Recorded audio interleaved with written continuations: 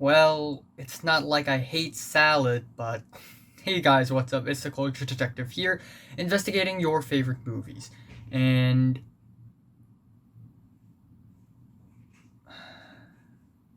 it's been a long time since I have made my last Star Wars related movie review, so now I'm going to do a review on Star Wars Episode 3 Revenge of the Sith.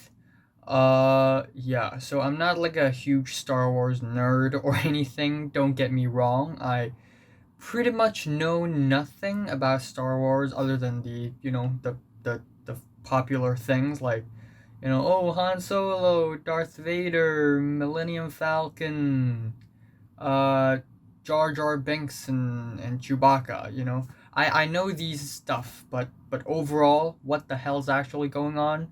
I didn't know anything until I actually watched the first episode of the prequel a few months ago, and now we have finally arrived at the last episode of the prequel, Revenge of the Sith. It is 2 hours and 20 minutes long. So the plot is basically Chancellor Palpatine, a politician. He wants to become the Senate and control the entire world. And then we have the Jedi's, we have the good guys, Obi-Wan Kenobi, played by Ewan McGregor, and we have Anakin Skywalker, played by Hayden Christensen. And they're the good guys. They're Jedi's, good guys. And there's the Jedi Council where all the good guys meet. Yoda and Mace Windu, played by Samuel L. Jackson. And yeah, Anakin was in love with Padme, and Padme is pregnant. And then Anakin began having these visions of Padme dying after childbirth. So Anakin was like, oh my god, I have to save my wife. I have to save Padme from dying. So Chancellor Palpatine was like, ooh, I know the dark ways of the Force. I know how to save your wife. Which is weird. Like, did did Palpatine have mind reading powers? Like, how did he know that he has a wife? How did he know that Anakin has a wife? What? Anakin told nobody. Or was I being stupid and forgetful? I don't know. But anyways, Anakin was like, well, okay, I guess I'm gonna just quit being a Jedi and turn to the dark side and become a bad guy, I guess, because I want to save my wife from dying. So Anakin turns dark in this movie and becomes the one and only legendary Darth Vader. So, yeah. Let's talk about the cons first before I talk about the pros. There are actually a lot of cons in this movie. First of all, let's get the obvious out. The dialogues, they're mostly garbage. The movie has some real hot garbage dialogues. Ooh, you look so beautiful tonight. Well, it's because I'm so in love with you. And also at the end of the movie, you're breaking my heart. Wow, thank you for telling me that your heart is broken. I couldn't tell from your very sad expressions and the fact that you're crying. I really couldn't tell. Thanks for telling me. The acting is so-so. I mean, Ewan McGregor and Samuel L. Jackson, they're cool. But Hayden Christensen, again, just like on episode 2, he's just not good at acting. He's just not good at acting. If you're not with me, then you're against me. You're my enemy. I will not let you take her from me. Ha! We also have multiple villains in this movie. We have Count Dooku, who immediately died in the first opening sequence. And then we have General Grievous, who the hell is he? Like, what's wrong with him? Like, he just popped up and then he just died. He's gone. And it's supposed to be like, he's supposed to be an important villain, but it just doesn't seem like it. He shows up and then he's gone. There's no backstory. There's nothing regarding his character. We know nothing, and then he's just gone. We don't care, okay? There's the Clone Wars animation series, which talk a little bit more about the background and the backstory of this General Grievous, but it's not in the movie, and it just makes this character super forgettable.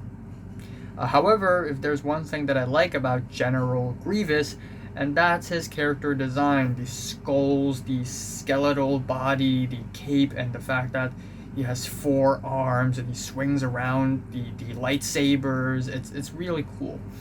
Anyways, another thing is the fact that, spoiler alert, but Anakin actually killed Count Dooku at the end, because Count Dooku supposedly kidnapped Palpatine, and Obi-Wan and Anakin were supposed to save Palpatine from Count Dooku, and Palpatine was like, "Do it, kill him, and Anakin was like, "No, but it's against the rules of the Jedi," and then Palpatine was like, "No, you kill him. It's only natural." So at the end, Anakin just killed him, and then that's weird because Jedi's never kill, right? Am I being stupid and forgetful, or was it mentioned before that Jedi's do not kill? When Obi-Wan heard that Anakin killed Dooku, Obi-Wan was like, "All right." When Mace Windu heard that Anakin killed someone, Mace Windu was like, "All right."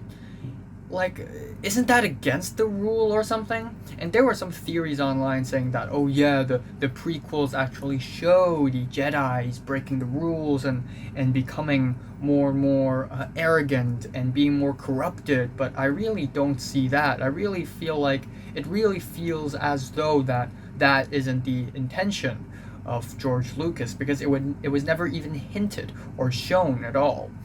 Another thing is Palpatine. I mean, he's in concept, he's a great character, but come on, unlimited power. Ah, what the heck was that? And yeah, Darth Vader. Why is Anakin's name Darth Vader? Like, how did Palpatine come up with that name? Palpatine was like, "Thus I shall name you Darth Vader." And I'm like, why? Why? There's no reason to it.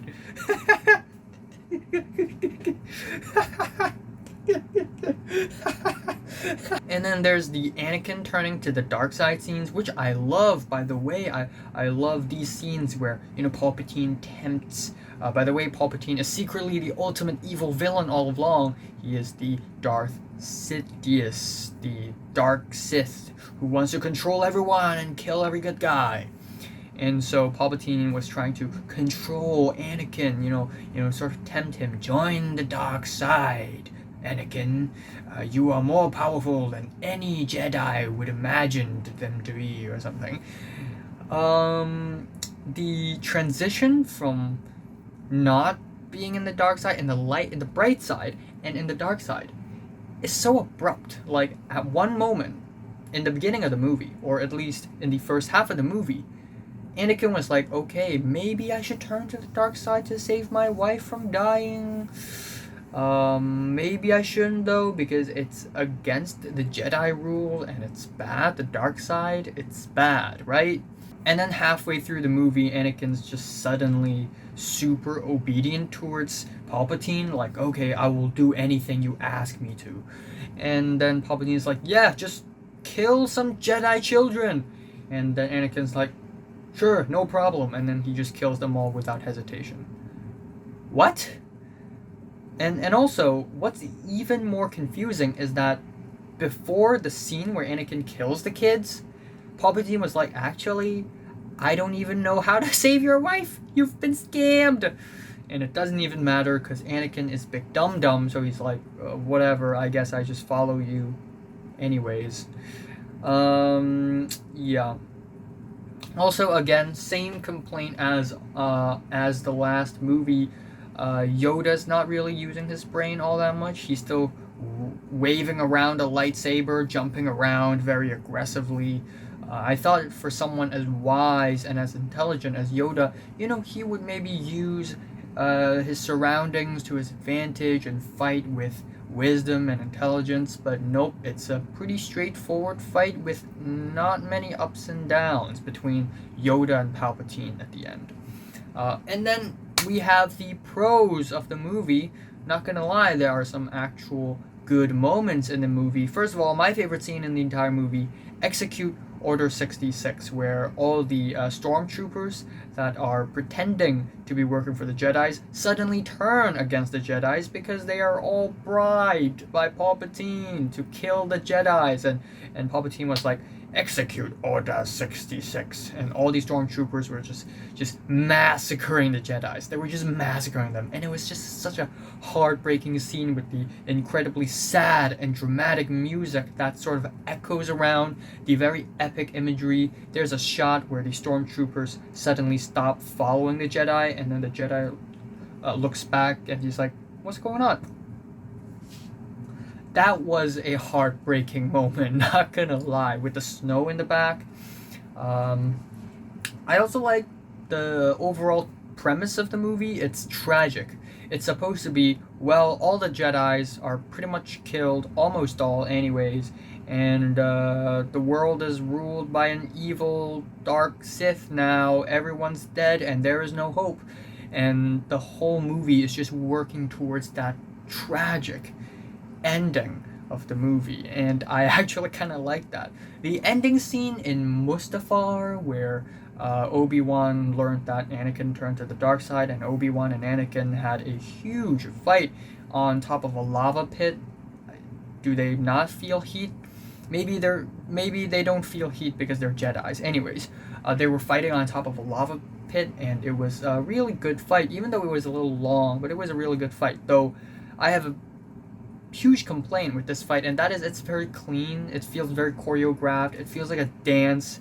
It feels really planned and calculated. And also, I don't know if it's because I've seen a lot of good battles lately, good battles, well-written battles and well-written action sequences, but I just don't really feel the stakes like at least have some ups and downs, like, oh wait, is Obi-Wan winning? Wait, he's losing. Wait, he's winning again. No, wait, he's losing. But no, in the last fight, in the final fight, we don't really know who's winning or who's losing until, Obi-Wan was on the shore of the lava pit, and Obi-Wan was like, Anakin, I have the high ground now.